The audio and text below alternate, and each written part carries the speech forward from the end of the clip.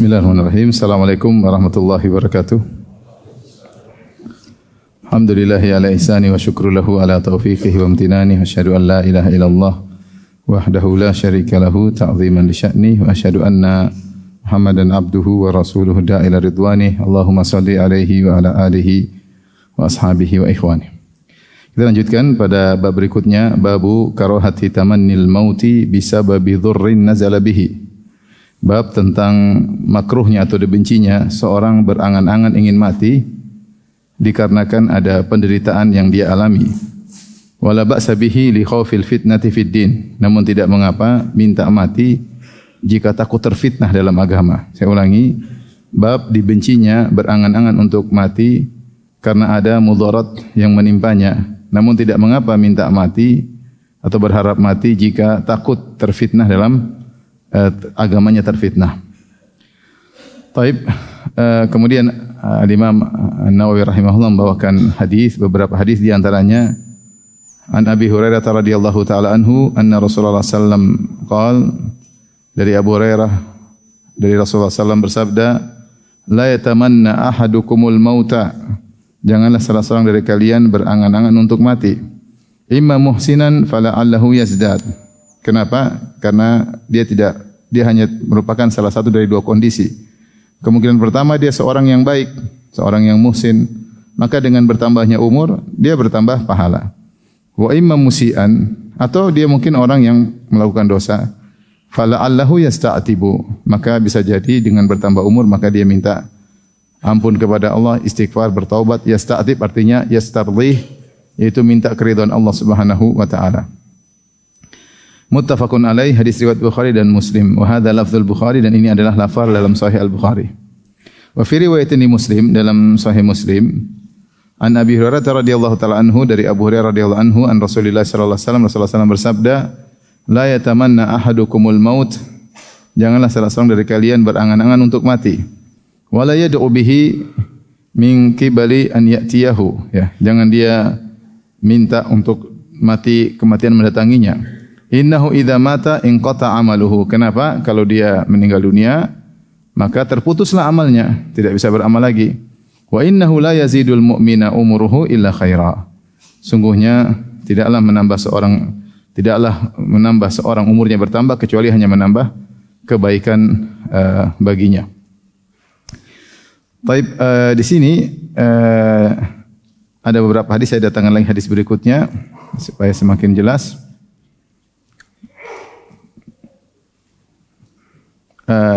Hadis Anas bin Malik radhiyallahu anhu, qala Rasulullah sallallahu alaihi wasallam, Rasulullah sallallahu bersabda, la yatamannayanna ahadukumul mauta li dhurrin asabahu. Janganlah salah seorang dari kalian berharap mati gara-gara ada penderitaan yang menimpanya, ya. Fa in kana la budda fa'ilan, kalau dia memang harus ingin minta mati, falyaqul, maka hendaknya dia berdoa, Allahumma ahyini ma kanatil hayatu khairan li, ya Allah hidupkanlah aku jika ternyata kehidupan baik bagiku. Wa tawaffani idza kanatil wafatu khairan li, dan wafatkanlah aku jika ternyata wafat itu lebih baik bagiku. Ikhwan dan akhwat yang rahmatillah subhanahu wa ta'ala, mengharap kematian ada dua model sebagaimana tadi dijelaskan oleh Imam Nawawi rahimahullahu ta'ala. Yang pertama hukumnya makruh, yang kedua hukumnya boleh, bahkan tidak mengapa, bahkan dianjurkan. Adapun yang pertama hukumnya makruh, jika seorang ingin mati gara-gara mengalami penderitaan di dunia, dia tidak kuat, ya. Dan ini salah satu bentuk protes terhadap takdir Allah atau tidak menerima takdir Allah Subhanahu wa taala.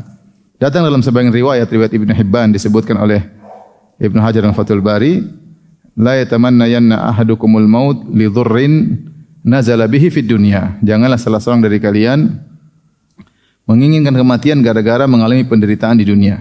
Fi di sini maksudnya bisa babi dunia. Janganlah salah seorang dari kalian minta mati gara-gara penderitaan terkait duniawi yang dialaminya.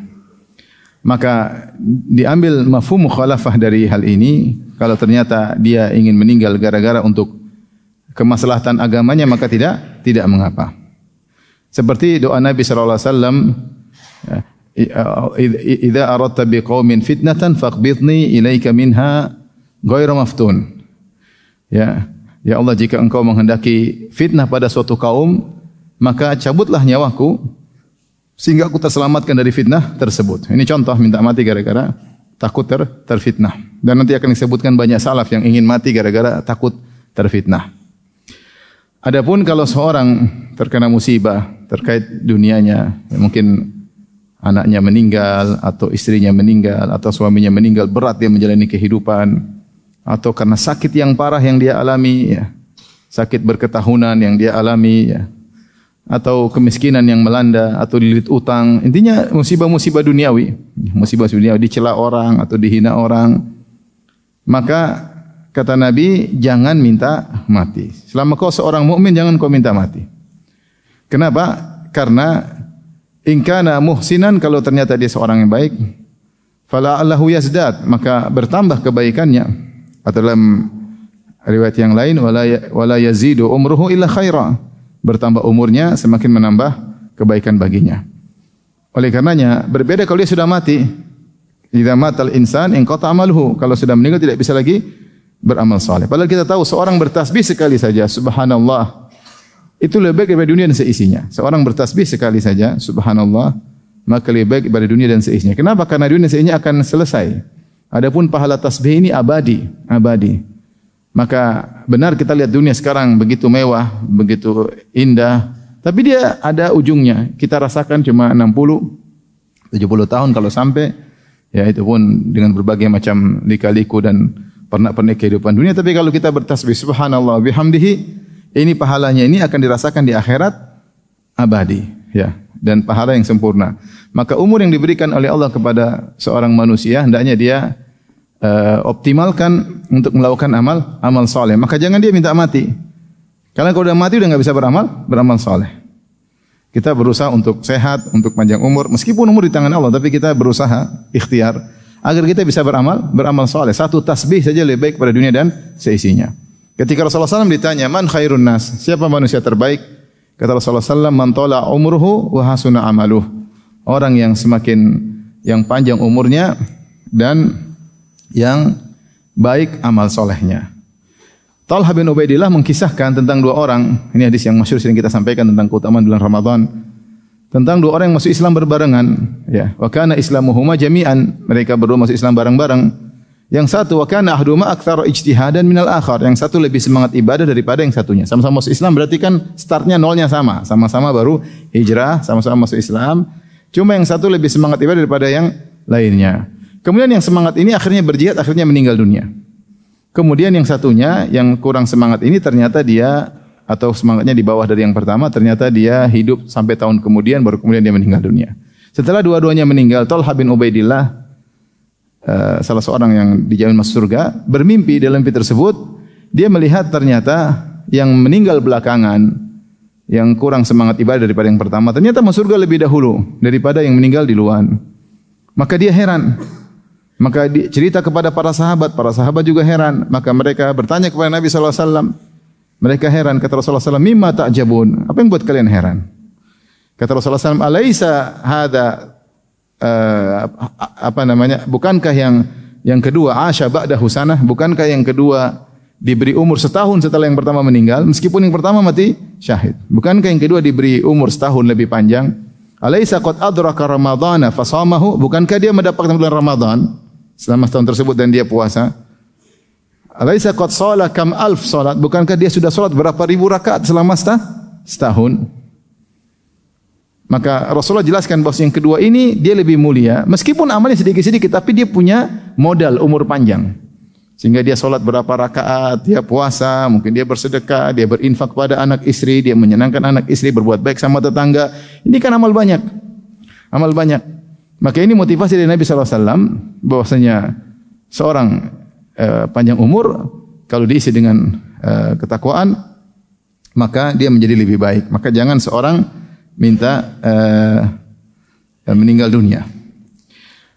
Wa qila di syaikhin kabir, dikatakan kepada seorang yang sudah tua, atuhibbul maut, ini orang sudah tua, kau ingin mati? Kata dia, la, saya tidak ingin mati. Kenapa? Qad dhahaba syababu wa syarruhu, masa muda dan keburukannya sudah hilang.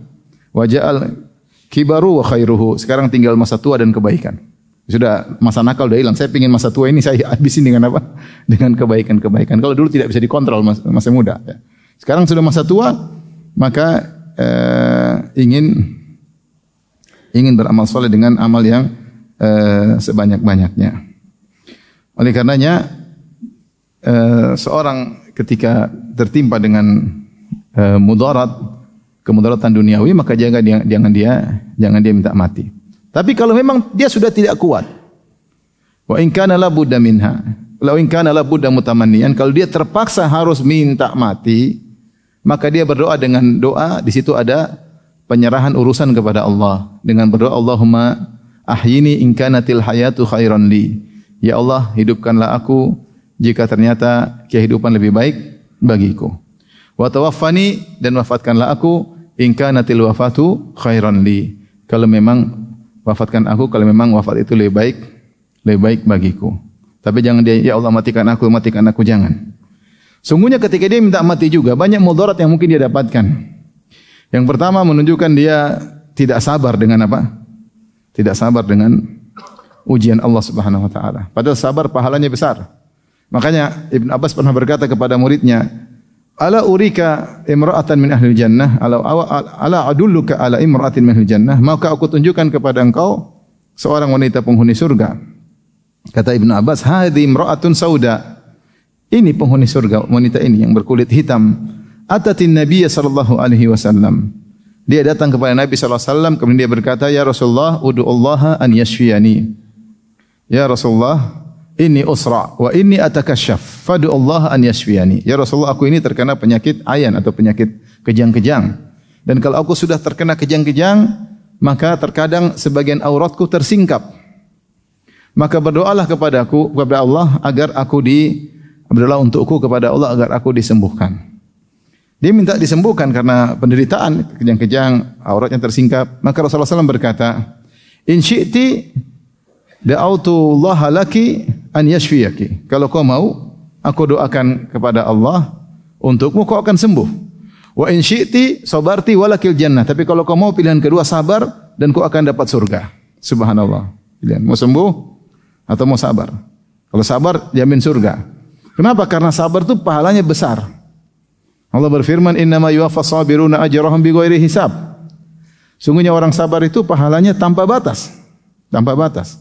Makanya Allah pilihkan orang-orang termulia dengan ibadah teragung, yaitu ibadah sabar. Orang paling bertakwa, orang yang paling banyak diuji. Nabi SAW mengatakan, "Asyaddun nasi bala'an al-anbiya." Orang yang paling berat ujiannya para nabi, tsumma salihun, kemudian orang saleh, tsumma al-amsal fal amsal, kemudian yang selanjutnya dan selanjutnya, ya. Maka wanita ini memilih untuk bersabar. Maka dia berkata, "Ya Rasulullah, walakin atakashaf, fad'u Allah alla atakashaf." Tapi saya kalau lagi kejang-kejang, terbuka mungkin sebagian aurat, mungkin tangan terlihat, kaki terlihat karena gemetar. Maka berdoalah kepada Allah agar aku tidak tersingkap ketika sedang kumat. Maka Nabi berdoa, maka dia tidak pernah tersingkap ketika kumat. Lihatlah dia sabar, maka dia masuk surga, ya, masuk surga. Kata Nabi sallallahu alaihi wasallam, "La yazalul bala'u bil mu'min wala awal mu'minah hatta yalqallaha wa laisa alaihi khati'ah." Senantiasa ujian menimpa seorang mukmin atau seorang mukmin dan dia bersabar terus-menerus sampai dia bertemu Allah dan tidak punya dosa sama sekali. Rasulullah SAW juga bersabda dalam hadis, ya, "Yawaddu ahlul afiyah yaumal qiyamati hina yu'ta ahlal bala' minats thawab. Lau anna juludahum qurridat fid dunya bil maqarid." Ketika di akhirat kelak Allah memberikan pahala kepada orang yang masuk surga tapi dalam kondisi kaya, nyaman. Ada orang kaya masuk surga, ada enggak? Ada tapi sedikit. Dikasih pahala. Sementara orang yang selalu dapat musibah dikasih pahala begitu banyak. Ketika melihat ternyata perbedaan pahala yang sangat mencolok, maka yang hidup nyaman ini berkata, "Seandainya saya dikembalikan di dunia, kemudian kulit saya digunting-gunting dengan besi agar bisa meraih pahala seperti yang diraih oleh orang-orang yang bersabar." Ya.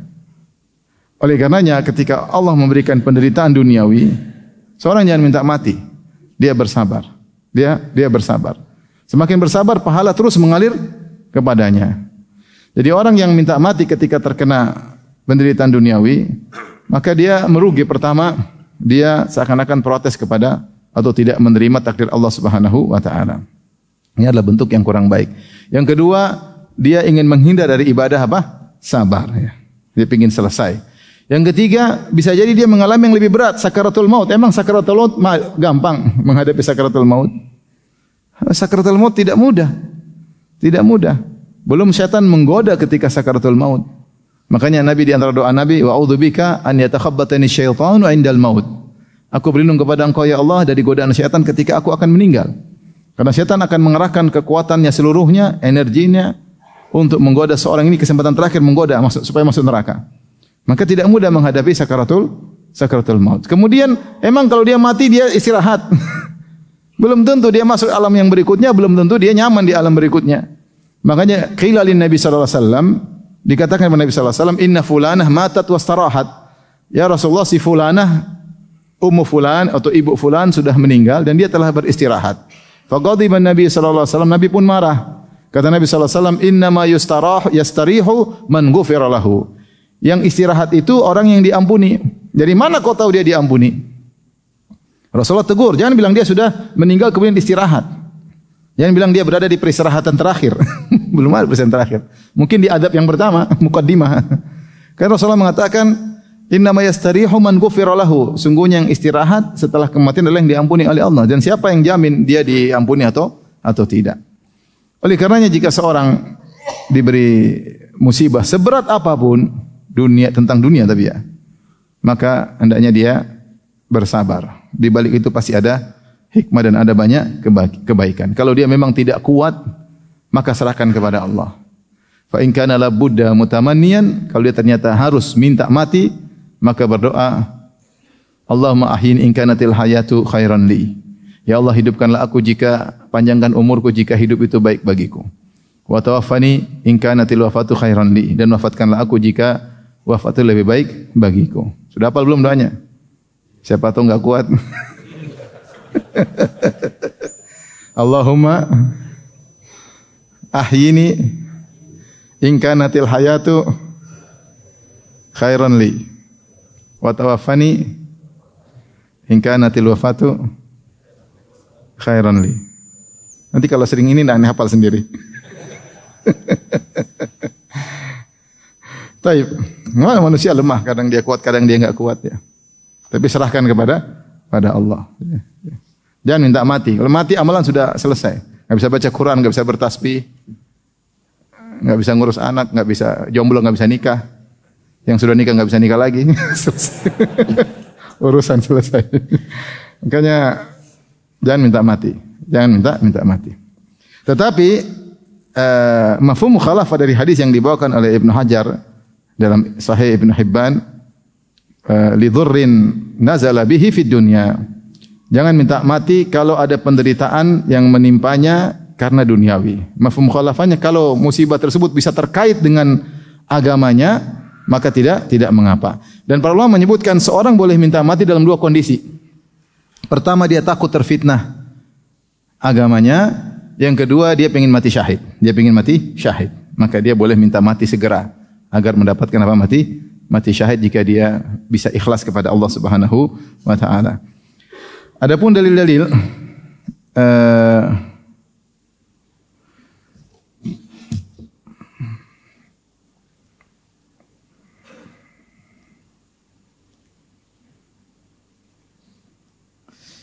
dalil bahwasanya boleh minta mati ya ketika seorang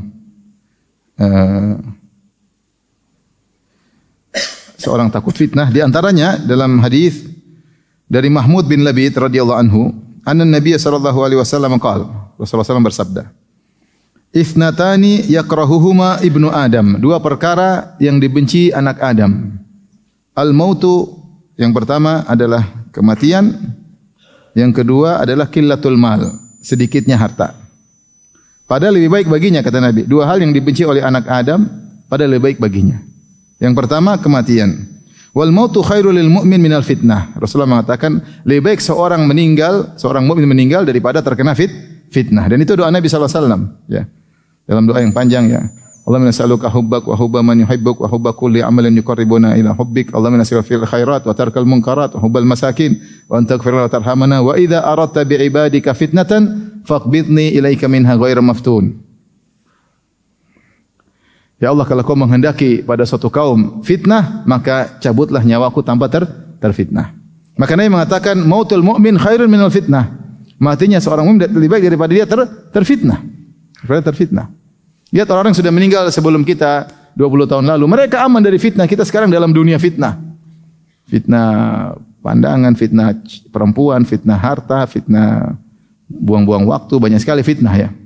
Yang tidak didapati oleh orang-orang sebelum kita karena tidak bertemu dengan medsos ya. Yang kedua, wa yakrahu qillatal mal. Seorang mukmin benci kalau hartanya sedikit. Iya enggak?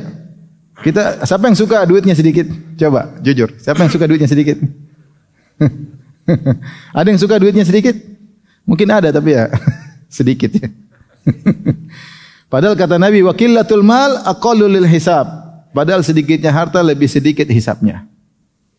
Tapi seorang pede pingin hartanya banyak meskipun dihisab banyak, aman katanya. Insyaallah aman hisab. Padahal belum tentu dia bisa jawab ya. Dua hal yang kata Nabi dibenci oleh seorang mukmin padahal lebih baik baginya. Di antaranya meninggal karena supaya selamat dari apa? Fitnah. Ini dalil bahwasanya seorang yang bisa meninggal ya demi selamat dari fitnah maka yang diperbolehkan. Ini kematian yang diperbolehkan bahkan dianjurkan tadi dalam hadis tadi. Di antara dalilnya adalah tentang Maryam ya. Maryam ibunya Nabi Isa alaihissalam. Fa aja'al makhadhu ila jid'in nakhlati qalat ya laitani mittu qabla hadha wa kuntu nasyan mansiya. Ketika Maryam mengandung Nabi Isa, perutnya sudah besar dan tiba saat melahirkan, maka dia pun dengan keletihan, dia kehausan, dia kelaparan, dia kesakitan. Maka dia pergi ke sebuah pohon korma, kemudian dia berkata, ya laitani mittu qabla hadha, seandainya saya mati sebelum ini. Wa kuntu nasyan mansiya, dan aku adalah seorang yang dilupakan, tidak dikenal. Tapi dia terkenal. Masalahnya dia ini sosok yang dikenal. Kenapa dikenal? Karena bapaknya adalah Imran. Maryam bintu Imran. Siapa Imran? Imran adalah kepala para rahib atau para pendeta di zaman itu, gurunya orang-orang saleh. Kemudian Maryam lahir dalam kondisi yatimah. Kemudian akhirnya dia dirawat oleh seorang nabi, namanya siapa? Zakaria.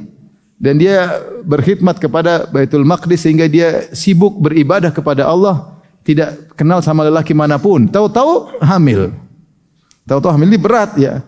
Berat karena dia akan berhadapan dengan masyarakat, akan menuduh dia macam-macam. Dia khawatir tidak bisa menghadapi fitnah tersebut, khawatir berpengaruh dengan agamanya. Maka dia berkata, ya laitani mittu qabla hadha wa kuntu nasyan mansiya. Seandainya saya mati sebelum ini. Tapi ternyata ada hikmah di balik itu semua ya. Sebenarnya mengatakan dia meninggal karena dia takut terfitnah dengan agamanya ya. Di antaranya seperti diriwayatkan dari Umar bin Khattab radhiyallahu anhu, dari Sa'id bin Musayyab, dia berkata, "Lamma sadara Umar ibn al-Khattab min Minan, anakha bil abtah, thumma kawama qawmatan batha, thumma taraha 'alaiha rida'ahu, wastalqa, thumma madda yadayhi ila as-sama' faqala." Ketika Umar bin Khattab radhiyallahu anhu setelah pulang haji atau meninggalkan Mina, kemudian dia bikin kemahnya di Abtah, kemudian dia melepaskan ridaknya, kemudian dia berbaring, kemudian dia mengangkat kedua tangannya ke langit sambil berdoa. Dia berkata, Allahumma kabirat sinni, ya Allah aku sudah tua umurku. Wa dha'ufat quwwati, dan kekuatanku sudah lemah. Wa antasharat ra'iyati, dan rakyatku semakin banyak ya, karena di zaman Umar banyak futuhat Islamiyah, ekspansi banyak sekali ya, sampai ke Mesir ya, Amr bin As menaklukkan di zaman Umar, belum di Baitul Maqdis ditaklukkan ya. Dan seterusnya ya, banyak di Irak juga dikuasai oleh Umar. Di zaman Umar rakyat semakin apa? Semakin banyak ya. Faqbidni ilaika ghayra mudayyin wala mufarritin. Ya Allah, maka cabutlah nyawaku kepadaku dalam kondisi aku tidak menyia-nyiakan amanah. Ya, dia takut amanah semakin banyak. Makanya dalam satu riwayat disebut Umar berkata, "Law atharat baglatun fil Iraq, la dhanantu anna Allah sa'iluni lima lam tusawwi laha tariq ya Umar." Seandainya ada seekor begal tersungkur di Irak, padahal Umar bin Khattab radhiyallahu anhu posisinya di Madinah sebagai kepala negara, khalifah, Amirul Mukminin.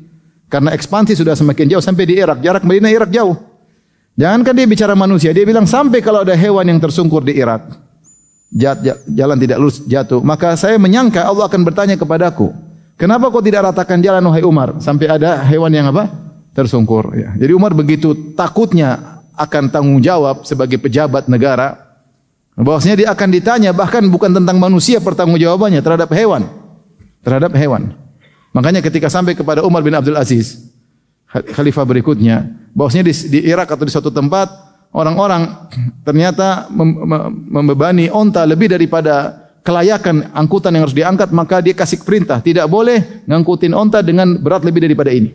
Dia tidak ingin menzalimi apa? Onta, karena onta-onta itu di bawah tanggung jawab dia karena berada di negaranya. Maka Umar ketika dia melihat rakyat semakin banyak, dia khawatir jangan sampai dia sudah tua, sudah lemah, dia enggak bisa ngurus. Mending dia mati daripada enggak bisa ngurus, kemudian enggak bisa bertanggung jawab pada hari kiamat. Lihat bagaimana takwanya Umar bin Khattab radhiyallahu taala anhu, dia minta mati. Karena minta mati takut tidak bisa menjalankan apa? Amanah. Takut tidak bisa menjalankan amanah. Sementara sebagian orang sekarang ribut-ribut, senang berebutan jadi pejabat, siap mikul apa? Amanah. Aman kalau sama saya, makmur semuanya aman. Jangankan manusia, hewan pun makmur insyaallah. Tikus-tikus, kucing-kucing semua makmur. Ya, masalahnya bukan ringan, masalah berat. Tanggung jawab berat. Umar lihat bagaimana takwanya. Karena takut tidak bisa melayani atau mengurusi rakyat, maka dia minta mati daripada hidup kemudian ternyata mudayyi', mufarrid, tidak bisa ngurusin rakyat. Kata Sa'id Ibn al-Musayyab, "Faman salakha Dzulhijjah hatta qutila Umar radhiyallahu anhu." Dan benar sebelum Dzulhijjah selesai, dia telah dibunuh oleh Abu Lu'lu'ah Al-Majusi. Ini di antara doa Umar ingin meninggal. Dan Allah kabulkan doanya. Dia juga berdoa, Allahumma rzuqni syahadah fi baladi rasulik. Ya Allah, anugerahkanlah aku mati syahid tapi di kota Madinah. Ketika dia berdoa dengan demikian, putrinya Hafsah, bagaimana caranya? Kalau ingin mati syahid keluar perang, masa di kandang kemudian perang? Enggak ada perang di kandang, apalagi Islam sudah tersebar, umat Islam sudah jaya, Persia ditaklukkan. Menurut putrinya, kalau Umar mau mati syahid harus keluar dari kota Madinah. Bagaimana bisa dapat mati syahid tetapi di kota Madinah? Allah kabulkan.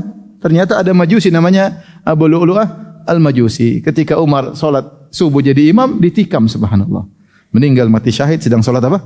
Subuh. Doanya dikabulkan Umar bin Khattab radhiyallahu taala anhu. Demikian juga disebutkan bagaimana para ulama minta meninggal. Seperti siapa? Imam Al-Bukhari. Imam Al-Bukhari minta meninggal dunia ya. Ketika dia difitnah oleh gurunya Muhammad bin Yahya Az-Zuhli, bahwasanya Imam Bukhari terpengaruh dengan akidah Jahmiyah. Padahal tidak, dan dia tidak membantah, dia cuma menjelaskan, dia tidak bantah gurunya. Akhirnya dia ditinggal oleh murid-muridnya, majelisnya jadi sepi, ditahdir sana sini. Akhirnya dia minta lebih baik dia meninggal dunia ya daripada terfitnah. Akhirnya dia dalam beberapa hari kemudian Allah cabut apa? Nyawanya rahimahullahu taala. Demikian juga Imam Ahmad pernah berdoa karena takut terfitnah. Disebutkan Imam Ahmad kan disiksa, dicambuk gara-gara mengatakan Al-Qur'an ghairu makhluk.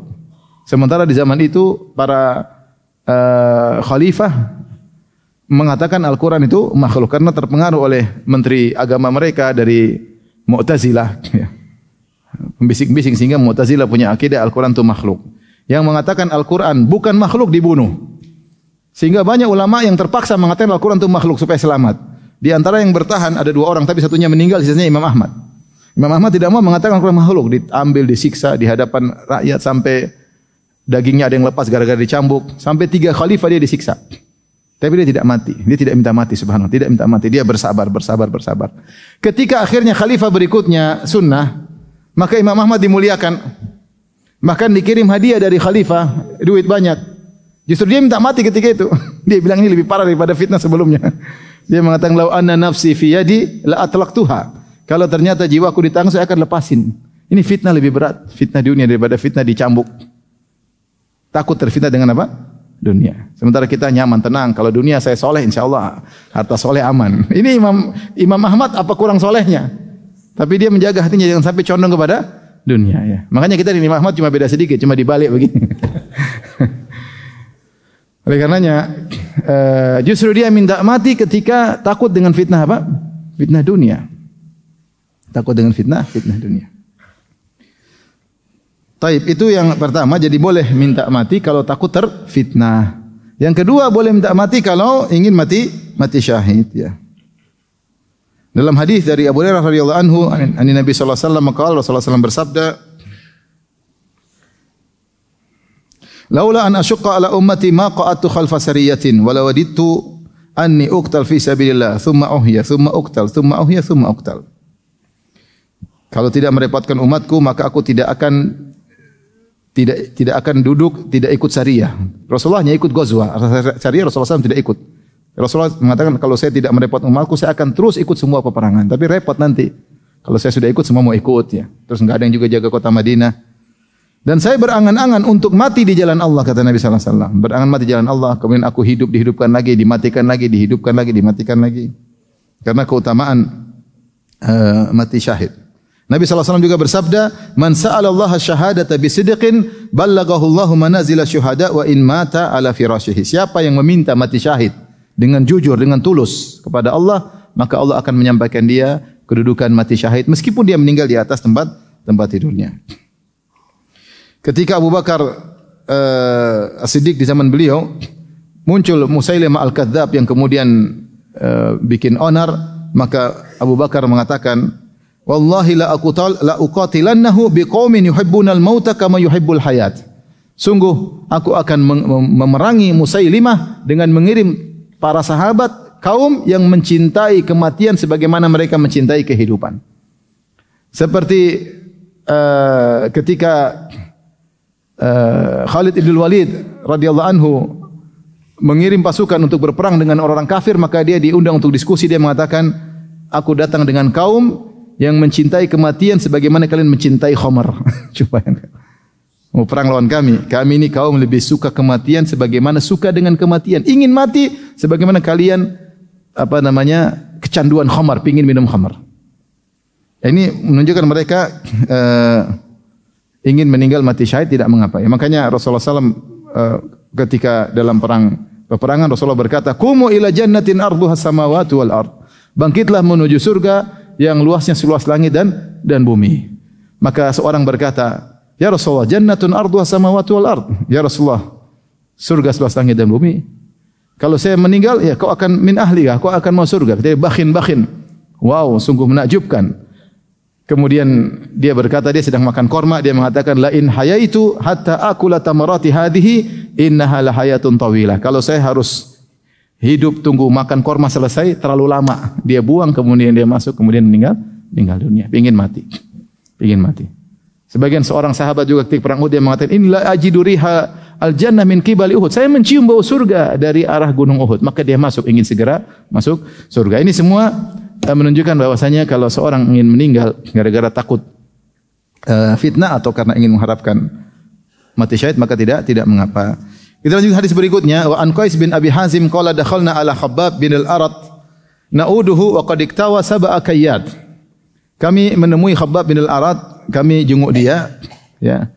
Dan dia telah mengalami 7 kai. Kai itu besi yang dipanaskan. Ini zaman dahulu adalah obat yang manjur, ya. Ini tentang sunnahnya menjenguk orang sakit. Manfaat bagi kita juga ingat nikmat kesehatan, kita dapat pahala. Manfaat juga bagi orang yang dijenguk dan punya pengaruh, diberi sugesti, diberi semangat. Ada orang yang dia cintai, ketemu dengan orang yang cintai, memberi dia semangat untuk untuk hidup, untuk sembuh. Faqala, maka ketika itu Khabbab bin Al-Arat dalam kondisi payah, saking payah sampai dikai 7, makanya 7 setrika, sini di mana? Berarti sakitnya lagi parah.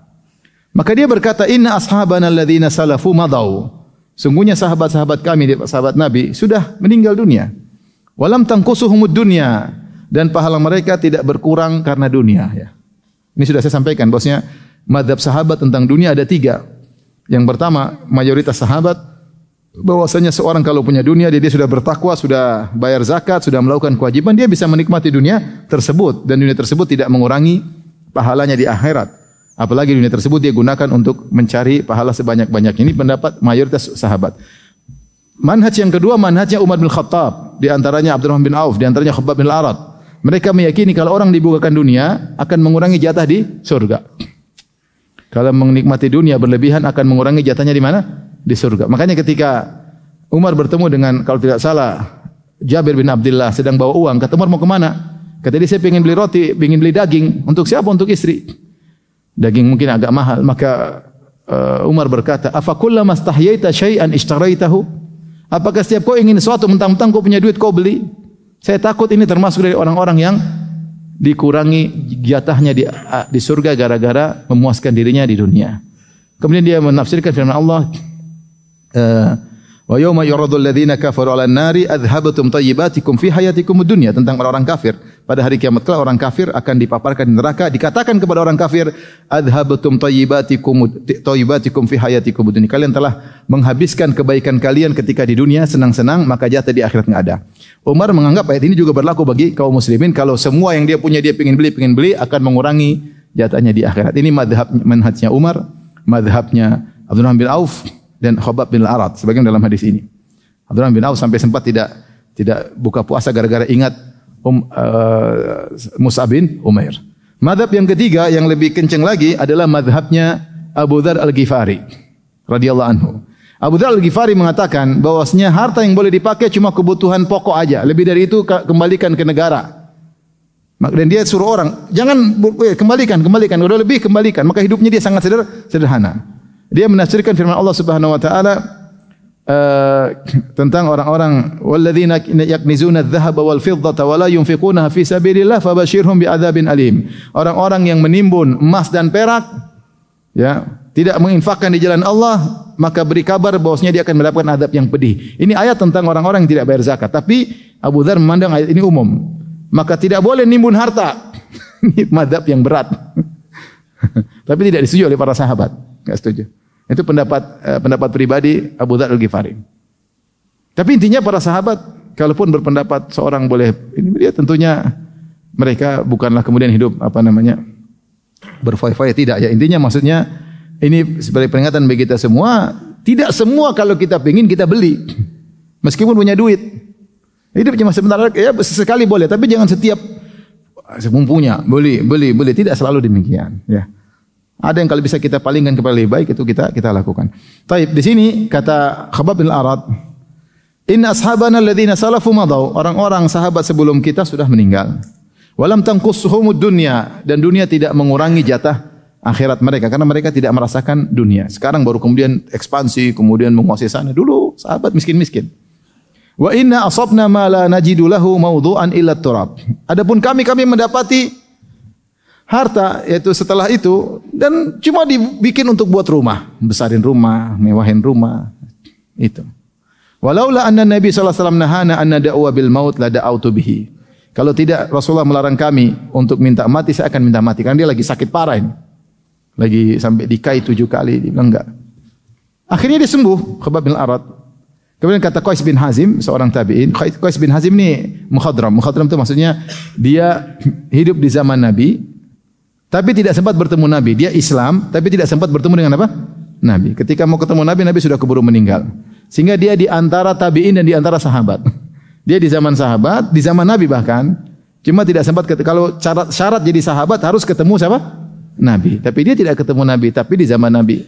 Mau ketemu Nabi, Nabi keburu meninggal. Maka Qais bin Abi Hazim berkata, "Tsumma atainahu marratan ukhra." Kemudian kami mendatangi Khabbab bin Al-Arat pada kesempatan yang lain.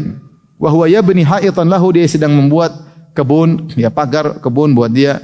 Faqala, kemudian dia berkata, "Innal muslima la yu'jaru fi kulli syai'in yunfiquhu illa fi syai'in yaj'aluhu fi hadzal turab." Sungguhnya seorang muslim akan diberi ganjaran oleh Allah dalam segala hal yang dia infakkan, yaitu untuk istrinya, untuk anaknya, untuk tetangganya, untuk silaturahmi, kecuali untuk bangun rumah seperti ini katanya. Untuk bikin apa? Memagari kebun. Kata dia ini enggak ada faedahnya. Tapi kebutuhan apa? Hidup. Ini ya pendapat beliau ya. Pendapat beliau. Ini mengingatkan kepada kita kalau kita sudah nyaman jangan ditambah-tambah lagi kenyamanannya. Sudah nyaman belum? Kalau belum tambah nyaman. Sudah nyaman selesai. Jangan terlalu nyaman. Kalau terlalu nyaman nanti enggak mau mati ya. Jangan terlalu mewah. Bikin sesuatu jangan terlalu heboh. Nanti berat rasanya untuk meninggalkannya. Karena hati itu lemah. Lama-lama kecenderungan dengan dunia semakin tinggi. Kalau sudah nyaman sudah jangan ditambah-tambahin lagi. Hadisnya habis ya? Habis hadisnya? Habis ya? Taib, demikian apa yang saya sampaikan ya, intinya seorang memanfaatkan sisa umurnya ya dalam kehidupan ini ya, sehingga bisa dia optimalkan untuk meraih pahala setinggi-tingginya. Jazakallahu khairan, barakallahu fiik. Demikian saja kajian kita. Subhanakallah bihamdik, asyhadu an la ilaha illa anta, astaghfiruka wa atubu ilaik. Assalamualaikum warahmatullahi wabarakatuh.